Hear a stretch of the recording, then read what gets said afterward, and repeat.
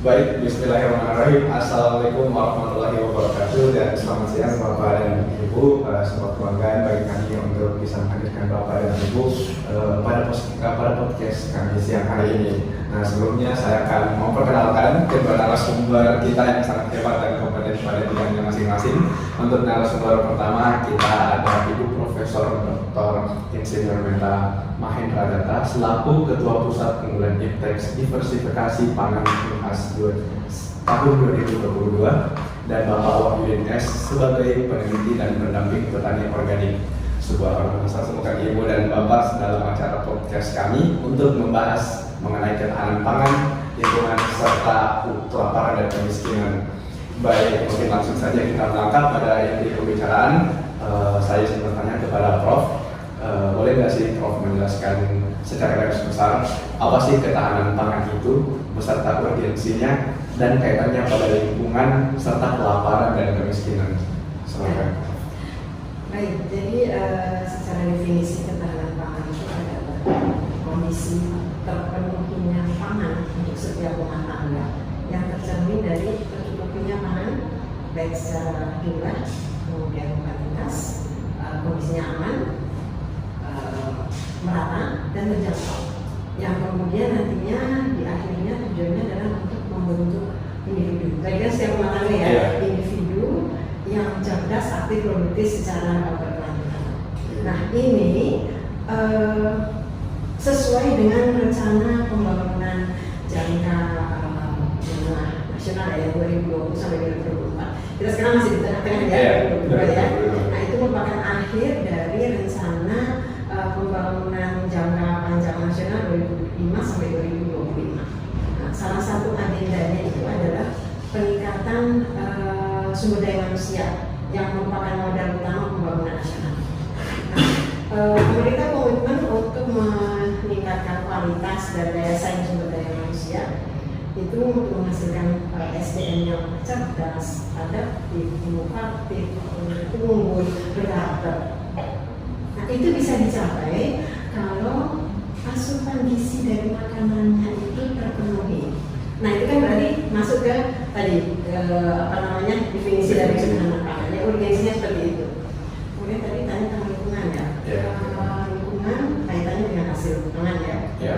Sebenarnya saya hanya bisa menjawab sedikit tentang itu. Artinya kalau lingkungannya baik, lingkungannya aman, sehat, itu tentunya akan menghasilkan panenan, hasil pangan yang juga aman, bebas cemaran dan sehat. Nah itu kan hasil panenan ya. Kan nantinya akan jadi makanan. Makanannya tentu kita bisa lihat bahwa itu lingkungan kaitannya erat dengan hasil pangan, hasil panen yang kemudian yang akan dikonsumsi oleh manusia. Seperti itu. Ini udah tercakup semua dari bagaimana urgensinya secara definisi udah tercantum dan jelas itu urgensinya apa dan bagaimana kaitannya dengan lingkungan yang bisa menimbulkan SDM yang sehat ya tadi Prof sesuai dengan definisinya. Oke, jadi udah jelas banget hubungannya juga dengan kelaparan. Mungkin bisa sedikit ada garis besar lagi sedikit terhadap kaitannya dengan kemiskinan Prof dalam hal itu. Kalau kemiskinan itu kan berarti pertama daya belinya kurang. Ini kaitannya kan dengan selama COVID ini kan sebenarnya kondisi jadi apa istilahnya merunduk gitu ya. Daya beli kurang, kemudian ya artinya aktivitas jadi terganggu. Nah itu sebenarnya tugas pemerintah seperti itu. Ya, artinya bukan secara individu kemudian harus menyiapkan makanan, itu bagaimana pemerintah dan kondisi yang COVID ini atau mungkin ada rencana apa, bagaimana supaya pangan tetap tercukupi. Nah, itu tadi yang kaitannya dengan apa harus ada hukumnya lah. Ya, benar. Oke, kita bisa melihat secara jelas berdasarkan penjelasan dari Prof tadi udah sangat krusial ternyata hubungannya keterkaitan semua hal ini bagi kehidupan manusia. Oke, terus saya mau tanya nih ke Pak Wahyu, mungkin Pak Wahyu bisa ceritain juga sedikit ya mengenai kehidupan, urgensi dan hambatan dalam sektor pertanian Pak. Gimana sehari-hari Bapak menjalani itu semua dan melihat apa yang ada di depan Bapak terjadi gitu. Petani sekarang itu dominasi sama orang tua. Jadi kebanyakan petani sekarang yang masih kerja sawah itu rata-rata umur masih ada kerja sawah umur 60 tahun masih kerja sawah. Sementara yang lucu bahwa hasil panen itu untuk mensubsidi kalau muda. Kan jadi beban demografi itu berat sekali. Jadi si orang tua nyuplai tetap mensubsidi anaknya. Belum lagi kalau mau kawin, bro, tangannya digadaikan, kemudian dia kerja sebagai bagi hasil. Tapi menurutku kalau kita cuma melihat hal itu sebagai suatu hal yang masalah tanpa ada solusi kan ribet juga. Hanya 2 tahun lalu kita lagi kencang COVID. Kita bikin satu tempat nongkrong yang tidak ada yang sudah kita. Ayo kita ke pinggir sungai di Maros, Kontolap itu pinggir sungai itu.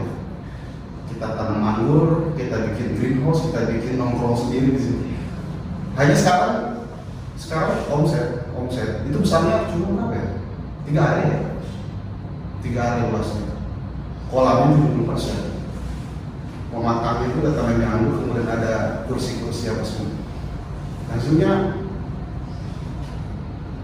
dia membukukan keuntungan setara dengan 1 hektar sawah. Jadi orang datang nongkrong, orang Makassar datang makan ikan apa sebenarnya. Nah, itu namanya kreatif inovatif. Jadi petani sekarang, apalagi kalau kita lihat perkembangan selanjutnya, sudah banyak teknologi yang anak muda itu tidak perlu turun sawah. Kalau sekarang saya punya Prof kebun durian saham 10% di Sumatera. Saya tidak pernah lihat. Dan saya sudah dapat dividen dari kebun durian itu karena saya menemukan satu formula untuk meningkatkan aroma dari durian pupuk. Jadi aromanya lebih naik, lebih harum. Tapi saya nggak pernah kesadar, tetap ada. Kalaupun nanti sudah tidak kasih apa semua kan. Nah, maksudku gitu bahwa petani milenial itu harus merumuskan dia jalannya kemana. Jangan cuma mau nyangkut. Saya yakin serius. Saya garansi gagal panen gitu. Tapi kalau dia sempat merancang data drone, memang dia sensor, jadi dia satu kawasan semua hamanya dikendalikan, atau dia nyemprot pupuk, atau dia punya sensor tangan menentukan dia miskin apa, nutrisi apa, semua dan lain-lain. Karena terbukti di Sidrap itu sudah bisa mengolah 10 hektar 1 orang. Karena semua sudah ada tenaga yang kerjanya traktor, tenaga nanam, semua dan lain-lain. Jadi maksudku ada banyak hal yang bisa kita pikirkan untuk itu. Nah, terkait yang tadi bahwa hal itu hanya mungkin bisa terjadi kalau kita punya swasembada. Gak mungkin saya bisa mengajak orang lain sini sementara saya gak punya duit untuk jalan gitu. Beruntung kita punya Ekotera kerjanya jualan pupuk dekomposer untuk dapat kita bikin jalan. Jadi namanya kita agricultural influencer. Kita mau mengaruhi orang gitu. Ayo kita bikin ini. Agak susah sih juga, tapi ya dimulai dulu bikin ya seperti itu. Oke, jadi inovasi dan solusi yang khas milenial banget itu tadi menentukan jalan bagi kita bilang agricultural influencer itu jalannya mereka itu terbuka lebar dan luas ke depannya. Ya, jadi itu menjadi salah satu bentukan bahwa banyak inovasi yang bisa kita bentuk dan buat, cuman pada saat personal itu bisa jadi hal yang masalah juga nggak sih, sebuah tantangan yang berat karena dengan banyaknya kesempatan yang terbuka luas, kita milenial itu punya tugas yang bisa dibilang sedikit lebih berat nggak sih dibanding petani-petani tua. Bagaimana mereka menginfluence, mereka terus berinovasi, bagaimana mereka bisa pada dasarnya mencapai tujuan untuk mencapai ketahanan pangan tersebut, tapi dengan cara yang khas milenial, tidak terlalu konvensional. Itu bisa disebut seperti itu sudah sih? Susah dan gampang. Susah dan gampang. Karena tadi katanya otaknya gimana? Iya. Wih, kalau dia lihat dia dijelaskan sampai pagi sampai sore, dia laksanakan. Tapi kalau ketika dia lihat bagus, akhirnya tanpa disuruh juga dia datang sendiri. Supaya waktu kita pertama kali perkenalkan pupuk cair dari limbah ikan, kita ngambil di Kima, kita program, nggak ada yang pakai, HP busuk sekali, nggak masuk akal masa satu ini bisa untuk sawah ini. Setelah berhasil, dia datang, itu berapa kan bisa dibayar setelah panen, ya kita itu cerita ini. Tapi yang mau saya pasti bilang bahwa kita ini merdeka, tapi tidak berdaulat. Jadi nanti kita bicara sama pemerintah tentang seberapa besar pangan kita dikuasai oleh terigu, dan kita bukan menguasai terigu. Itu parah sekali. Maksudnya, coba lihat anak-anak TK sekarang. Kita memang mandiri, kita bisa jual di pantai, tapi kita tidak berdaulat. Tahu berapa? Kalau kita riset kecil, dari pagi sampai sore, adik kita, anak kita, berapa pangan yang dia makan? Itu bukan dari hasil yang kita produksi. Nah, itu ada yang, apalagi kalau kita bicara terigu yang atau gula dan sebagainya kan. Jadi secara material kita memang mandiri, kita bisa menyediakan, tapi secara politis kita tidak berdaulat terhadap pangan yang kita makan tiap hari itu. Jadi mungkin Prof bisa, saya suka sekali bahwa dulu kita bikin itu jajanan itu ikan, itu bakso, kemudian kalau disiram itu kayak mie gelas, itu enak sekali, rasanya enak. Belum ada buktinya. Enggak lah, itu kita sudah kirim ke MBK kan supaya orang misalnya tidak perlu turun lagi dapat asupan protein lalu. Jadi itu sebenarnya karena ini pertama ada banyak, jadi orang bicara banyak sekali, sebenarnya masalahnya bicara tinggi mengenai harus ini, tapi sebenarnya masalah ini masalah teknisnya. Sebab masalah kita itu adalah bagaimana caranya supaya aspergillus itu, jamur itu tidak tumbuh di produk olahan kering kita itu. Wah itu kita sudah bikin akhirnya diolah gitu kan. Itu kan apa namanya hal-hal yang klinis itu yang gimana caranya melingkan antara universitas sebagai lembaga riset dengan entrepreneur yang semuanya bermain di situ. Setuju. Mungkin seperti itu. Termain jadi moderator saya nih. Enggak apa-apa sama sekali ya. Kita udah bagi sudut pandangnya. Terus sedikit melanjutkan juga tadi bahwa disebutkan kita ini memperoleh informasi ya bahwa di daerah Maros itu ternyata banyak aktivitas pertambangan yang hidup berdampingan dengan warga. Boleh mungkin Bapak terlebih dahulu menceritakan mengenai kehidupan keseharian dalam menjalani hari-hari di tempat di lingkungan yang padat dengan tambang seperti itu. Isu tambang itu 5 tahun lalu. 5 tahun lalu. Saya percaya bahwa semakin ke depan pemerintah itu enggak juga lagi berpikir bahwa dia mau kantong aja. Dia pasti berpikir bagaimana masyarakat bisa dibagus. Buktinya sekarang enggak ada lagi tuh masalah apa namanya limbah semen terbuang, itu betul-betul diperbaiki, kemudian marmer diperbaiki, tidak usah lagi ada. Maksudku hal-hal itu apabila kita menyerahkan betul-betul kepada pemerintah bahwa kita adalah bagian dari ini, kita pasti bisa dibantu sama pemerintah.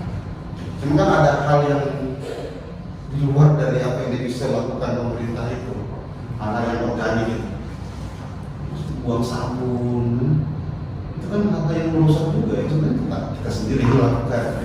Buang sabun, buang sampah plastik itu kan hal yang lebih remeh tapi misalnya lebih jelas menyumbang masalah terhadap lingkungan. Benar-benar.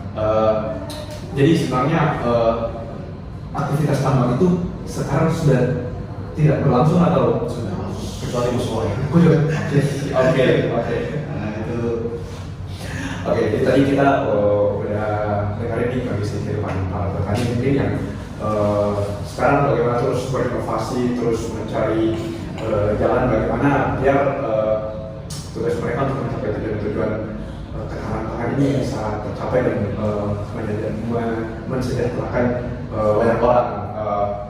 Mungkin Prof. Meta bisa berikan sedikit tanggapan mengenai beberapa tadi penjelasan dan cerita-cerita dari Pak Wahyu tentang apa yang tadi tambang. Iya, tentang ada ruang ya mungkin tentang tambang terlebih dahulu. Saya juga tidak tahu apa ya mengikuti ya tentang katanya sudah tidak ada. Nah yang jelas tadi kan ada pertanyaan bagaimana hubungannya dengan antara lingkungan dan pangan. Nah banyakannya pertambangan berdampingan dengan pertanian. Kira-kira apakah itu jodoh atau tidak? Kan tidak. Ya, sama dengan kawasan industri. Kawasan itu kan ada aturannya, dia harus jauh dari pemukiman. Karena banyaknya kalau misalnya berdekatan, itu limbah-limbahnya bagaimana? Maka ada situ-situ saja ke tempat lingkungan, ke tempat apa namanya pemukiman. Nah sehingga jelas memang. Dan saya yakin kalau itu ada, pasti memang sudah di demo. Artinya itu sudah tidak boleh ada.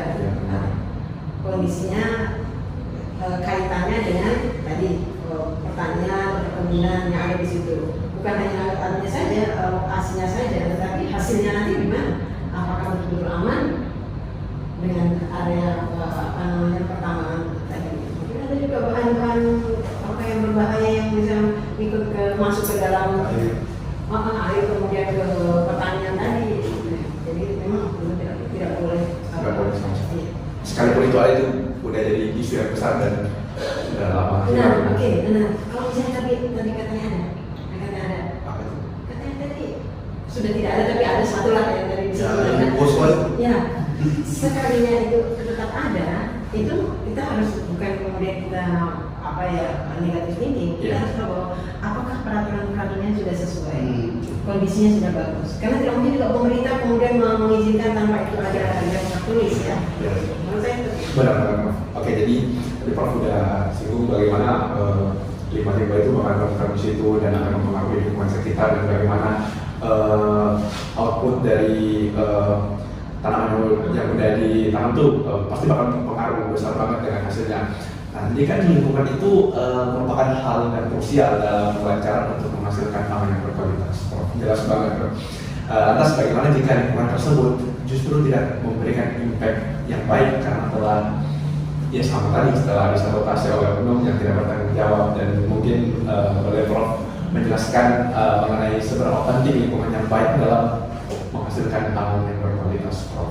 Nah, itu luar biasa pentingnya, karena tadi sudah saya katakan bahwa apalagi kalau saya berdekatan artinya kan itu lingkungan masih dalam pertanian, sekitarnya ada sesuatu yang bisa menyebabkan kontaminasi atau cemaran. Itu sedikit apapun itu tetap harus dihitung. Nah kondisinya kan seperti itu. Jadi kan mungkin pernah juga ada cerita beberapa tahun yang lalu di sini atau di mana, tidak ingat. Di mana satu industri hasil itunya limbahnya itu cuma dibuangnya di sekitar situ. Tapi bukan sungai sebenarnya tempat pembuangan, tapi ternyata masuk ke pemukiman pertanian. Nah akhirnya di situ menjadi deteksi ada cemaran limbah di situ. Nah kan kita bisa berpikir bahwa itu kalau ketahuan, kalau tidak, kan dilanjutkan.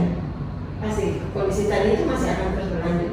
Sehingga, nah kembali lagi, ini kalau misalnya masalah hukum itu kan sudah jelas dilarang. Kalau misalnya tidak dilarang dan tidak dihukum, tidak diproses, itu kita bertanya kenapa begitu. Artinya tetap saja harus ada aturan-aturan yang tetap harus diikuti. Karena kita, saya lihat bahwa kita biasanya undang-undang ya, ini, itu. Tapi kemudian implementasinya itu yang harus kita ikuti, apakah betul-betul diterapkan. Lebih milih apa nama pagi, Prof. Undang-undang ya. Oke, baik. Mungkin jadi jelas banget kalau dampak lingkungan akan memberikan kualitas terhadap pangan yang kita tanam dan bagaimana pengaruh di sekitar lingkungan itu mampu merusak ya, Prof, benar-benar mengganggu kestabilan pangan itu sendiri. Iya, mencemari. Mencemari. Kemudian kan tadi dari awalnya itu definisi ketahanan pangan menghasilkan pangan yang aman, ya, aman di situ. Kan sudah merupakan definisi. Artinya kalau sesuatu yang menghasilkan sesuatu yang tidak aman, nah itu berarti bukan tidak ketahanan pangan lagi namanya. Udah dicoret tuh, Prof. Udah jelas banget. Dan tanaman relatif nggak bisa dilihat langsung. Iya. Kalau ikan mati. Kita di Pindrang itu yang bimbang rumput laut mati satu hamparan miliar gitu. Jadi itu gimana mau kita marahin, kita mau apa?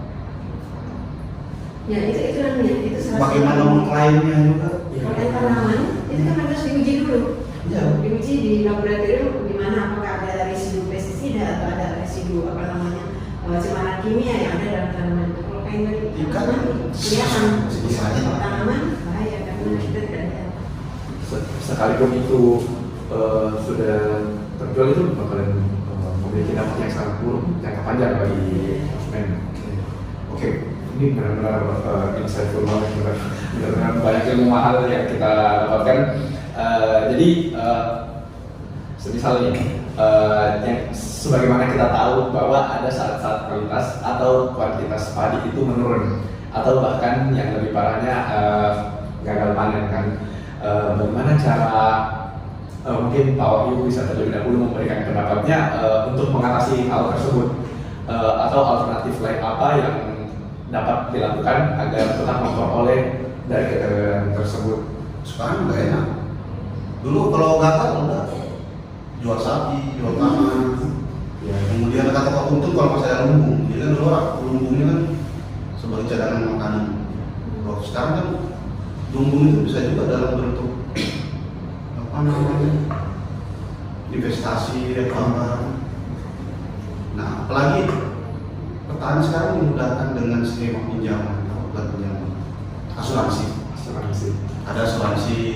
Nah, yang problemnya adalah bagaimana mengedukasi petani ini bahwa uang yang kau ambil itu bukan riba, kembalikan. Nah, kemudian jadi kan beberapa bulan lalu kita kerjasama sama satu perusahaan namanya Ratani untuk membiayai satu kelompok tani yang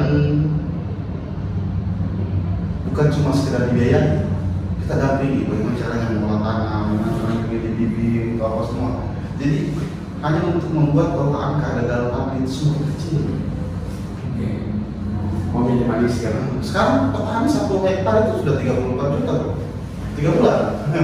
10 jutaan lah, 10 jutaan 1 bulan. Terus hampir setara gaji sama gitu. Belum kalau dia pelihara ikan kan, atau pelihara sayur apa semua. Jadi kalau diakumulasi kemungkinan kalau petani itu punya penghasilan atau tanah di atas 1 hektar atau dia punya usaha kecil yang bonafit yang bagus, ya lebih mending kerja di petani dibanding pegawai bank. Iya benar juga. Nggak salah. Ada satu orang, dia posisinya malam. Dia kontrak tanah, belum sampai 1 tahun. Dia kalau mencari, dia dapat harga tinggi. Sekarang dalam jangka waktu 6 bulan, keuntungannya itu 2,1. 6 bulan kalau cabai. Nah, itu, tapi ada juga orang yang langsung hancur, buka lahan besar-besar, tanah durian, akhirnya mati. Dan banyak juga yang seperti itu. Nah, kan informasinya itu harus dibuka besar-besar. Iya, benar-benar. Mereka Pak, ilmunya Prof. Kita kan sangat bagus. Cuma saya sekarang punya durian. Kalau seumpama tahun 2030 panen, itu ditabung gitu. Jumlah bibit yang masuk Sulawesi saja itu sekitar 5 jutaan. Kemana semua durian itu? Kalau kita makan semua itu. Oke, jadi berdasarkan sudut pandang Prof, bagaimana Prof dalam meminimalisir itu? Saya tadi permainan dengan penjelasannya Pak Bagus sampai lupa pertanyaan. Iya, gitu. Misalnya meminimalisir ya, gagal panen. Ya, oke. Itu jadi masalah karena kita punya ketergantungan terhadap beras dan terhadap terigu. Masalahnya dari zaman dulu, anak lahir, saya belum lahir, orang sudah kena beras. Dan sampai sekarang orang tergantung pada bahkan di suatu daerah yang tadinya makan sagu sudah mulai beralih ke beras. Yang tadinya makan apa namanya ubi jalan mulai ke beras. Nah itu ketergantungan orang besar. Itu sebenarnya makanya ada program diversifikasi pangan. Nah itu diversifikasi pangan pokok itu artinya mengganti beras. Artinya ketergantungan terhadap beras dikurangi. Beras itu sebagai pangan pokok ya, sebagai karbohidrat. Padahal kan kita punya sumber karbohidrat lain, ada sagu, ada pisang, ada jagung, singkong, kentang dan lain-lain. Iya. Nah itu pemerintah kemudian mengangkat itu. Artinya coba kita kembali melihat apa yang ada di lokal di sekitar kita, itu yang diangkat supaya tidak terlalu tergantung pada beras. Soalnya kan juga bro, beras itu kan rasional secara bentuk dia. Bisa disimpan lama kan? Iya. Ubi kan paling berapa hari pasti buka lagi. Betul. Makanya banyak sekali sekarang produk-produk yang kemudian kan kita bicara dengan diversifikasi ya. Jadi menganeka-ragaman produk-produk yang bisa diolah dari bahan sumber karbohidrat selain beras. Makanya salah satu contohnya buat beras kalau. Karena orang melihat beras itu bukan beras secara padi, tapi ini bentuknya seperti itu dari dulu tertanam di sini bentuknya seperti itu bulir-bulirnya. Sehingga kalau misalnya membuat produk lain dari bahan-bahan produk yang mirip beras dari bahan-bahan lain itu salah satunya. Kemudian tadi kembali ke kalau misalnya pangan gagal itu, ya coba tanam yang lain kan, artinya tidak harus beras. Tetapi kemudian harus dipikirkan kok ini panen ada mau diapakan, mau dibuat apa, itu harus jelas. Jadi jangan nanam kemudian dijual. Orang tidak mau beli, sudah saya tidak butuh ini. Nah, harus ada ide yang kreatif inovatif untuk selain ini ditanam ada hasilnya, ini bisa dibuat apa saja. Nah itu diversifikasi pangan kita bicara begitu. Jadi ada macam-macam diversifikasi horizontal. Ada jagung, pisang, singkong dan lain-lain. Kemudian ada diversifikasi vertikal. Jagung bisa dibuat apa saja.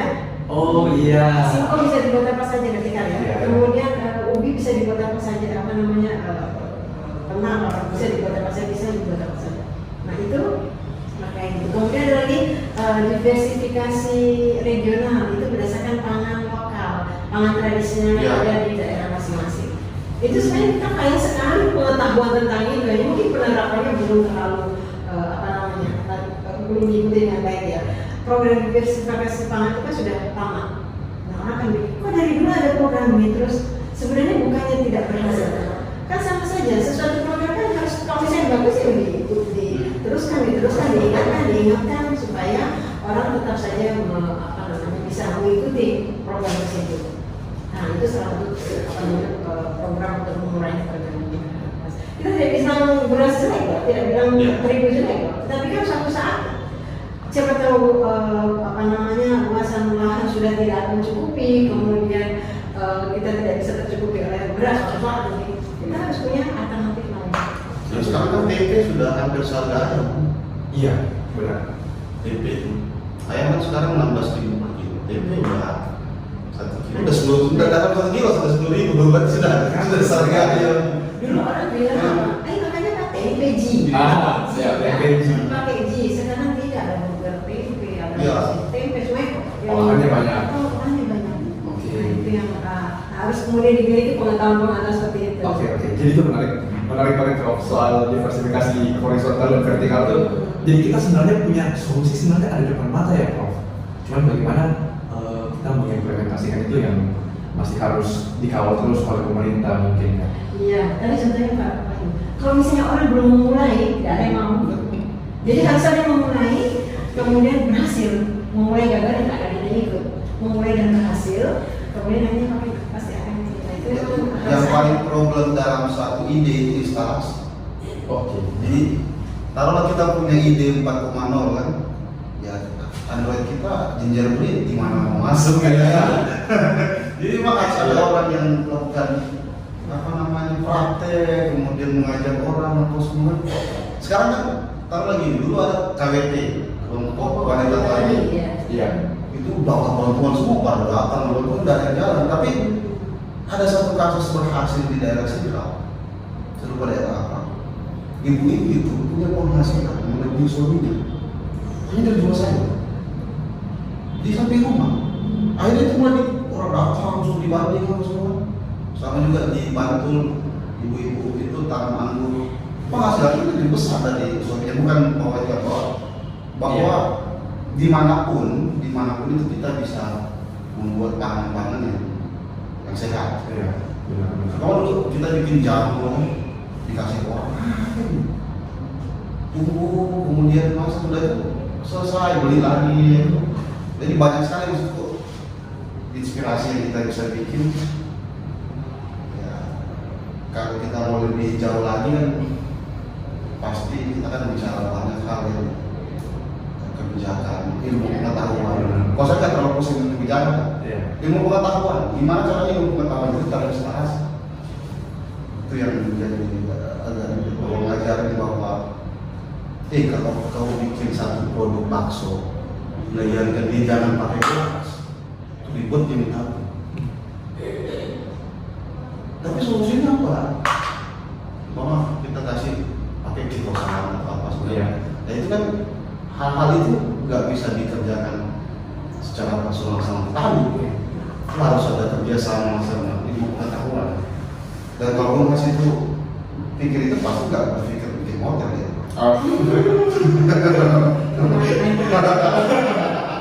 Sesuai lagi. Enak dia kalau masih model sedikit bro. Dia pasti bikin laboratorium besar, laboratorium tanah. Sekarang dia tidak diekspos gitu. Nah, kita bisa jalur belakang ya. Oke, jadi bagaimana tentang menginstalasikan itu semua? Jadi bagaimana kita melihat, bagaimana kita mengawal banyak masyarakat dengan memberikan mereka contoh. Jadi lead by example, dan bagaimana kita memberikan contoh ini ada yang pernah dilakukan itu kan tidak instan ya. Berarti bagaimana hal ini secara terus-menerus dilakukan secara bertahap, tidak langsung. Yang penting bagaimana kita berproses dalam mencapai tujuan akhirnya. Ya mungkin seperti itu kita tangkapnya. Oke. Sangat menarik. Dan kemudian kita tarik lagi sedikit ya ke bagian pertambangan yang ada di Maros, sedikit mengarah ke situ lagi sedikit. Nah, jadi masyarakat setempat itu ternyata memiliki dua musim, yaitu musim menanam umbi-umbian dan musim menanam padi. Nah, berdasarkan dua tersebut, apakah sebenarnya kita bisa membuka mata untuk mengolah hasil tani menjadi nilai jual? Jadi bukan enggak semuanya tidak mentok-mentok di padi. Jadi bagaimana kita menanam yang lain seperti Prof tadi katakan, dan bagaimana itu bisa menjadi nilai jual yang tinggi dan bisa bersaing juga di pasar.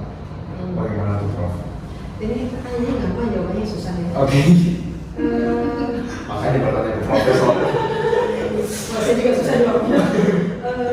Tentang musim ya. Sekarang kalau dulu kan kita sudah tahu musim kemarau, musim hujan. Sekarang kan tidak jelas. Kadang ini musim kemarau, besoknya hujan. Musim hujan itu terang, panas terus. Sehingga ini saya pernah baca ya. Kalau misalnya mau berkaitan dengan penanaman gitu, coba ikuti BMKG.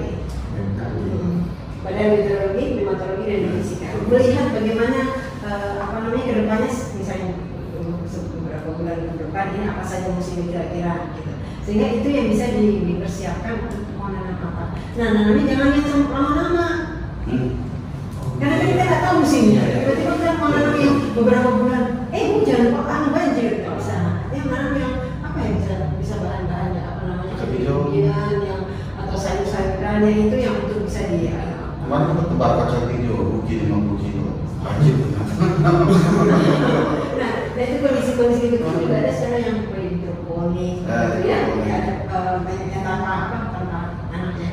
Itu sebenarnya ada solusi-solusi seperti itu. Tapi intinya satu, edukasi. Semua hal itu sebenarnya dari edukasi. Nah, edukasi itu banyak sekali. Bisa kasih pelatihan, bisa kasih dalam pelatihan. suatu kali saja tidak bisa. Itu harus selalu diikuti, misalnya membuat edukasi itu harus secara terus menerus, karena ya kan sekali masuk sini pasti masuk sini, tapi kok misalnya terus menerus sekarang lama ada yang tertanam. Oh iya, saya juga membuat begini, saya bisa coba seperti itu. Harus terbiasa dengan itu ya, Prof. Benar-benar terekspos dengan hal itu yang tertanam. Oke, benar banget sih. Jadi bagaimana edukasi ke petani bahwa musim-musim tertentu tuh pastikan bahwa kita bukan menanam yang butuh jangka panjang biar amin-amin ketika tiba-tiba musim berubah gagal panen lagi nih yang rusak di tanamannya. Oke. Jadi cara menilai edukasi itu dilihat pada adaptasi. Iya. Kalau kita sudah mengedukasi dan akhirnya dia tidak beradaptasi ya lucu juga. Kita jangan tanam ini Pak. Ayo, untung kita tidak tanam. Kita tanam lagi nganggur kan. Nah, kayak tadi itu kita kata gitu. Akhirnya karena kajian itu gagal, sekalian kita olah, kita tumbuhkan ulang padi yang sudah ditebang, sudah dipanen, ditreatment ulang. Akhirnya sekarang panen juga padi. Ada pengetahuan, ada juga. Iya, makanya kan edukasi itu kan harus diterjemahkan dalam bentuk adaptasi ya. Iya, kalau dia mau beradaptasi dengan kondisi sekarang apa semua. Dan saya rasa masyarakat kita itu masyarakat paling adaptif. Buktinya banyak sekali kita diterpa bencana apa semua nggak ada juga. Itu kan tadi gitu. salah satu agendanya jangka panjang itu nasional, pembangunan nasional. Kan sumber daya manusia yang salah satunya adalah adaptif. Nah, itu penting, itu memang ada cerdas, kreatif, ada adaptif di situ. Yang problemnya adaptifnya itu apakah positif atau narasi? Oh iya. Kan biasa baca narasi tuh kan. Panjang-panjang begitu udah selesai. Karena kita di petani berhadapan lebih banyak narasi. Iya. Jadi musik bantuan, yang bantuannya kemudian jual sebagian. Ya, benar-benar. Itu kan bentuk adaptasi, tapi kan akhirnya sebenarnya jadi narasi. Iya. Akhirnya kita kunci sekarang pakai kartu unik. Jadi dia kau mau ngambil pestisida, dulu dikasih bantuan 10, dia jual sebagian, sekarang udah mau pakai berapa dua? Jadi peluang dia untuk berbuat curang kita minimalisir. Oke, jadi terus bagaimana edukasi dan adaptasi itu penting banget. Bagaimana edukasi itu terus proses bertahap terus dikawal, bisa memberi pandangan yang membuka lebar mata, terus bagaimana itu bisa menjadi solusi yang adaptif di lapangan oleh petani. Nah, seperti yang kita ketahui bersama ya bahwa pangan itu merupakan hal yang krusial dalam kehidupan, jelas banget. Jadi mungkin tidak berlebihan rasanya kalau kita anggap para petani itu sebagai pahlawan. Bisa kita bilang seperti itu. Jadi hambatan internal dan eksternal yang mereka rasakan tentu berdampak pada kita juga sebagai seseorang yang menikmati hasil pangan mereka. Pertanyaannya, jika Bapak dan Prof diberi satu kesempatan untuk melakukan sesuatu yang berguna bagi mereka, apa yang ingin Pak Wafi dan duluan deh. Oke, Pak Wafi duluan. Oke. Yang susah Pak Wafi duluan. Atau berpikir-pikir ya Pak Wafi. Pikir dulu. Nah, saya mau bikin seperti hal dokter. Seperti hal dokter. Jadi konsul. Masalah itu bisa konsul selesai cepat. Jadi orang-orang macam mahasiswa hukum itu bisa menulis saya nama ini, saya ahli hukum lingkungan, hubungi saya kalau ada masalah. Saya karena gini, ada banyak masalah di bawah. Kita tidak tahu kapan dia datang atau dia muncul apa semua. Dan sementara PPL itu menanggung satu PPL itu menanggung 1000 petani. Bisa kan? Iya. Bagaimana kalau semua petani itu bisa mengakses informasi seperti dia mengakses obat atau dokter, atau yang lebih jauh dia macam dokter sawah, dokter pertanian. Iya. Jadi bagaimana dia bisa bertanya, masalah bu, pagi ini pH-nya berapa? Pagi ini daunnya kuning. itu kalau kita semprot ini kemungkinan dia sembuh, tapi harganya mahal. Ada alternatif yang lain. Oh, kalau kemudian dibantu dengan pedagang, itu tak perlu disemprot. Ini defisiensi nutrisi ini bapak ngasih pupuk ini dia bakalan kuat. Itu kan banyak sekali kita bisa bantu di situ. Itu kami mau tuh keluarkan langsung panen 1 kilo atau 5 kilo untuk mendampingi dia 1 kali panen. Saya sadar terpal. Tapi itu suatu hal yang tidak ada batasannya, itu benar-benar memungkinkan, benar-benar bisa terjadi dalam waktu dekat, dalam waktu dekat itu benar bisa terjadi. Cuman bagaimana berkolaborasi itu terjadi dengan baik. Kuncinya sekarang kolaborasi. Iya, kolaborasinya. Bagaimana kita menyusun dan menentukan komposisi yang tepat dalam menjalankan itu sebenarnya solusi yang sangat solutif sebenarnya rasa-rasanya. Termasuk menjual pangan. Nah, sekarang beras dulu kan beras pecah-pecah itu nggak ada yang beli. Sekarang dia bisa membuat malah lebih berat lebih mahal dibanding beras apa namanya beras utama. Ini nggak ada yang terbuat sekarang. Jadi itu ilmu jutaan muda dari pembelian rupiah tadi kalau diaplikasikan itu bisa jadi semudah juga menentukan kesimpulannya. Cabai kan lebih mahal dibanding produk Fortuna. Wah, iya benar juga. Udah ada hitungannya. Udah ada hitungannya. Mobil Fortuna kan harganya cuma 120.000 per kilo.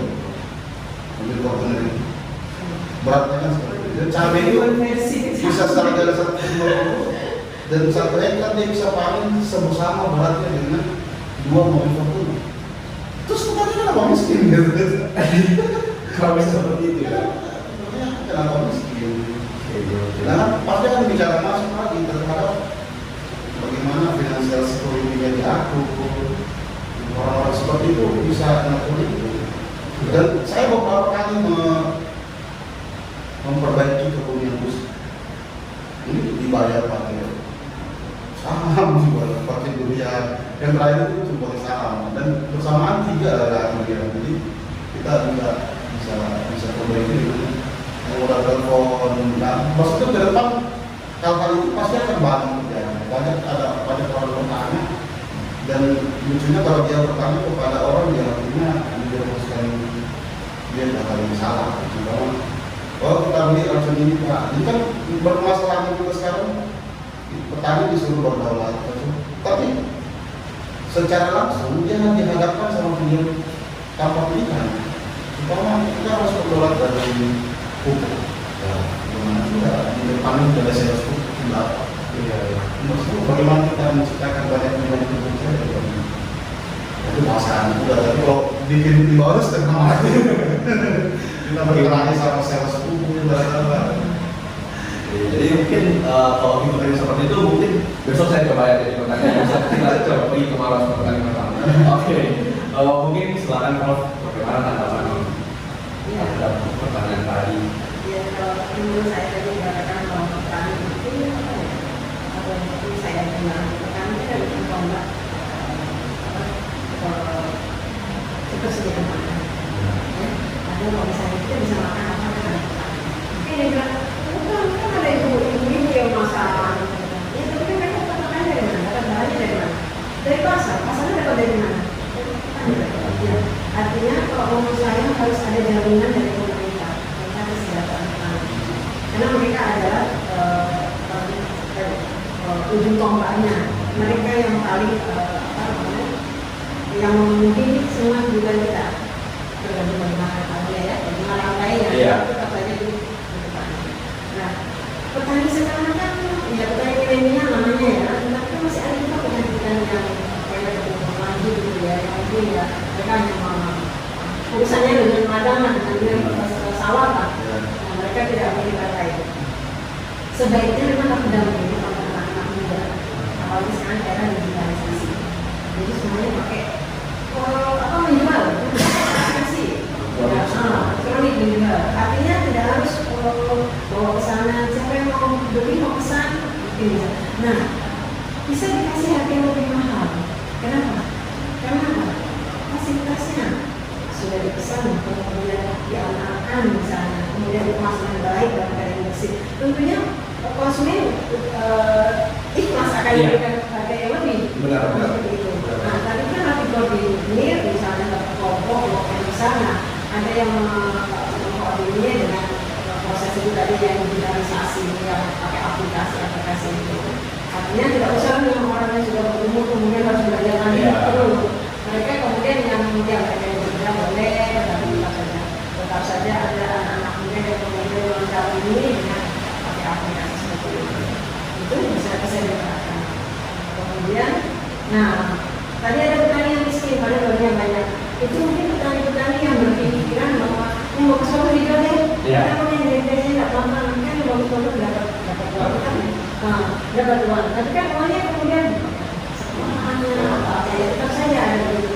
Nah itu lagi pasal pendampingan mereka, bagaimana kalau misalnya mereka jual ini uangnya bisa dipakai apa saja, tetap saja masalah gizinya, masalah kecukupannya, masalah konsumsi makanan mereka tetap terjaga.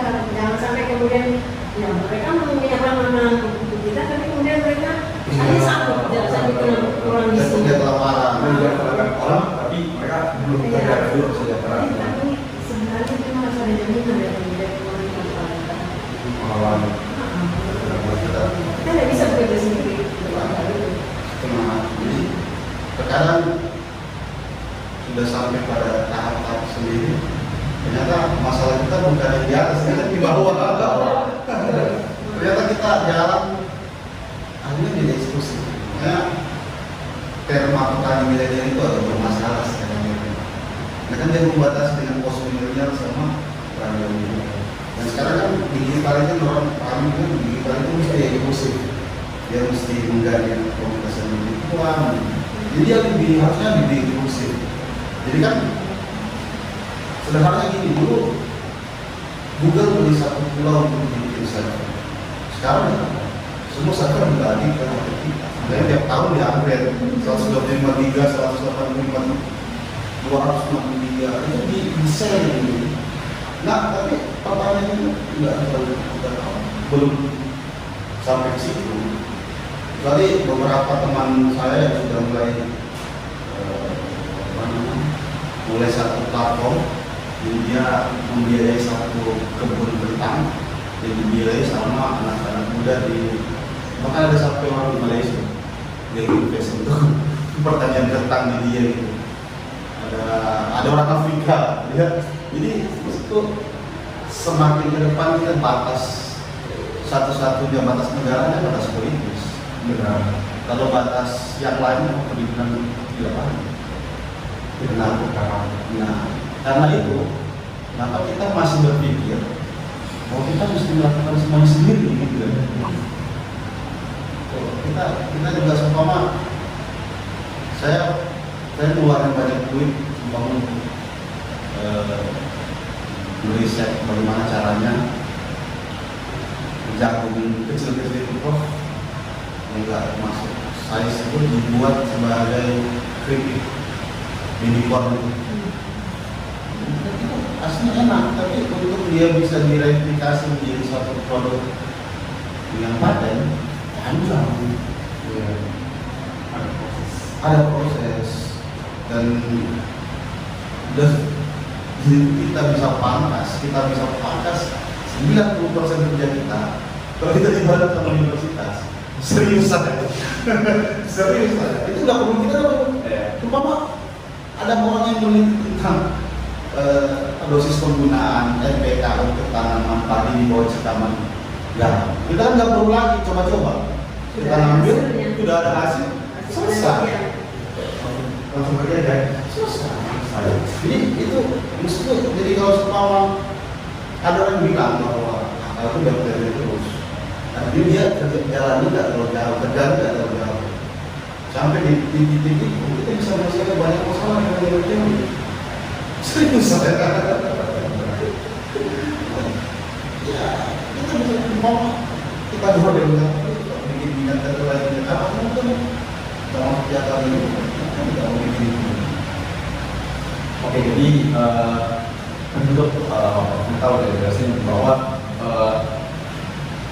bagaimana petani ini sebagai untuk ketahanan pangan, mereka tuh butuh apa ya? Butuh banyak asistensi dan pengawalan dari pemerintah. Bagaimana mereka bisa terus bekerja dengan optimal. tidak hanya dalam menghasilkan hasil pangan yang mereka produksi, namun kesejahteraan mereka ini harus terjamin. Bagaimana mereka bisa dalam jangka panjang bisa terus beroperasi dengan optimal. Nah, itu benar banget setuju banget dengan Prof. Jadi kembali lagi juga ada aspek hukumnya tuh di situ. Oke, kita tarik dikit tuh ada tuh mas. Kenapa semuanya kita kasih tuh ya? Tarik dikit Bang.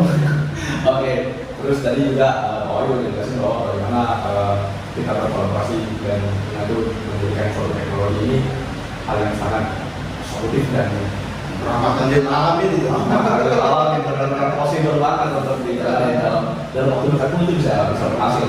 Cuman kembali lagi bagaimana tadi juga Pak Wahyu sebutin bahwa tentu petani itu butuh universitas juga. Bagaimana dalam membantu mereka menjalankan beberapa pekerjaan tertentu butuh sokongan dari universitas dalam menjalankan penelitian. Jadi suatu kesinambungan yang sangat sempurna sudah terjadi. Oke, jadi jelas banget bahwa ketahanan pangan ini melibatkan banyak pihak. Tidak hanya dari bagaimana petani langsung, tapi bagaimana juga akademisi membantu dalam menyokong hal ini semua. Bagaimana ada integrasi terhadap teknologi, ada edukasi. Di situ banyak warna yang bermain dan bercampur sehingga bukan tidak mungkin bahwa kita akan mencapai ketahanan pangan ini suatu saat nanti. Dan bagaimana kita sekarang perlahan berjalan untuk melewati semua proses ini untuk mencapai tujuan tersebut. Jadi ini sebenarnya suatu sesi diskusi yang saya berharap bukan cuma sekedar podcast, ya bisa jadi seminar 3 hari mungkin. Enggak usah Seminar apa tuh? Wah, langsung banget besok ada turun di lapangan ya seminar dulu. Sosialisasi. Nah, sebenarnya 3 hari harus itu biar ketanam juga telinganya tuh. Oke, jadi sekarang kita sebenarnya berada di podcast ini. Dulu sayang banget ada waktu yang kita kejar, sayang banget. Cuman diskusi ini benar-benar sangat hidup dan berkenan. Sebelum kita mengakhiri, sekarang podcast ini bakal didengar oleh masyarakat umum. Bisa mengakses dan mendengarkan apa yang sudah kita diskusikan dari awal. Mungkin saya persilakan kepada Prof. Mungkin ada harapan yang mau disampaikan kepada kita semua terkait sektor pertanian lah, mungkin soal kata dan konklusi. Oke, hari ini menjadi bukan saya dan kalau kita ini mendapatkan pangan yang paling kita harus sadar bahwa jangan sampai kita melalaikan food loss dan food waste. Ya, ini dua hal ini ketika kita mengalami ke dalam masalah itu berarti kita menyanyikan makanan untuk orang lain. Ya, itu maksudnya makanan yang bahan makanan yang belum sempat diolah tapi sudah besar. Ya, kalau misalnya macam-macam panenannya terlalu banyak melimpah kemudian tidak dimanfaatkan. Kemudian food waste adalah apa? Makanan yang sudah siap dimakan tetapi kita tidak makan karena tersisa. Itu dimana itu yang itu menjadi suatu hal dari dua hal harus kita berikan, yang harus kita edukasikan sejak dini kepada anak-anak TK sampai ke orang dewasa. Kita jangan menganggapnya putus dan putus. Saya kira gitu. Terima kasih banyak Prof. Jadi untuk mencapai apa yang di depan kita harus persiapkan generasi yang akan memimpin di depan kita. Jadi, mungkin untuk tanggal pertanyaan sama kepada Pak Wayu, jika memiliki harapan bisa disampaikan kepada masyarakat umum di luar, apa yang bakalan Pak Wayu sampaikan?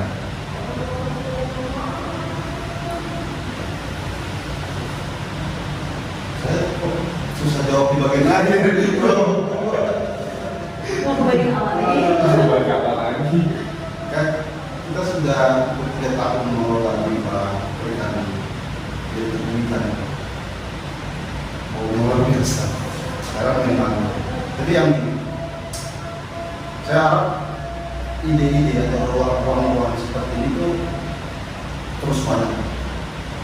Karena sesuatu yang nggak masuk akal putus 90 itu pasti akan jalan. Kalau katanya si Lebanon mimpi itu hanya akan jadi mimpi kalau dia dalam mimpi. Benar. Tapi kalau mimpi itu akan jadi kenyataan kalau dia bersama. Nah maksudku bagaimana ya bersama sekarang kan nggak konvensional seperti orang dulu. Kalau yang istilahnya kalau saya bicara sama anak setelah milenial, Luffy, Zoro, dan yang lain itu punya misi tersendiri tapi kompak. Kalau orang dulu mungkin angkatan saya itu diandaikan seperti orang apa namanya konser musik, suaranya piano beda, tapi akhirnya harmoni. Nah itu yang semangat itu yang muncul di dalam sekarang. Bagaimana caranya kita berkolaborasi ini yang mesti dipikirkan gimana caranya tidak melukai. Nah, kan banyak sekali kolaborasi itu melukai, itu untuk bagaimana berkolaborasi dan tidak melukai tapi saling mengatakan itu tugas yang menurutku tidak akan selesai di podcast kedua. Wah, Atau podcast ke 20 30 Lebih kontinu. itu ada serinya. Oke, jadi bagaimana Pak Wali mengharapkan bahwa kita semua berjalan menuju arah yang sama, saling menggandeng satu sama lain dan kalau melukai itu mencapai tujuan tersebut. gitu. Mungkin ada referensi One Piece tadi anak-anak milenial. Oke, jadi sebenarnya saya mau cukupkan tapi belum cukup. Sebenarnya belum cukup nih, masih butuh banyak edukasi lagi karena diskusi kita tadi itu benar-benar ilmu dan benar-benar indah bagaimana kita bisa mulai dari kacamata akademisi serta bagaimana orang yang langsung di lapangan melihat kenyataannya, bagaimana satu sama lain itu membutuhkan dan apa permasalahan serta solusi yang bisa kita lakukan untuk menghadapi semua hambatan-hambatan yang kedepannya akan datang ke kita dalam memenuhi ketahanan pangan ya Prof. Oke. Sebenarnya ini gimana? Saya masih mau lanjut benar-benar mau lanjut cerita lagi. Udah ditegur ruangan juga, jadi saya rasa belum cukup. Tapi saya mau rasa bahwa ini kita udah sampai di titik dimana kita menjawab semua apa yang kita diskusikan. Saya ucapkan banyak terima kasih kepada Prof, kepada Pak. Podcast di tempat kita yang di lahan anggur. Boleh banget kolaborasi ke depan untuk proyek sama Tengah sawah, tapi kesulitan kayak dalam. Aduh, itu konsep untuk para pendengar kedepannya akan bagaimana. Oke, saya ucapkan banyak terima kasih sekali lagi kepada Prof dan Pak Wahyu atas waktu serta ilmu dan diskusi yang sangat hidup tadi bagaimana kita sama-sama bertukar pikiran dan pandangan mengedukasi, saling memberikan curahan hati juga sedikit dan pengalaman bagi pendengar di luar sana. Saya berharap apa yang kita diskusikan hari ini menjadi buah yang baik untuk siapapun dan dimanapun pendengar kita nanti, amin. Dan bagaimana itu bermanfaat dalam membantu kita mencapai ketahanan pangan. Akhir kata saya ucapkan banyak terima kasih. Wassalamualaikum warahmatullahi wabarakatuh. Different vision in ALSA, synergize to the place who inspire you. ALSA, always be one.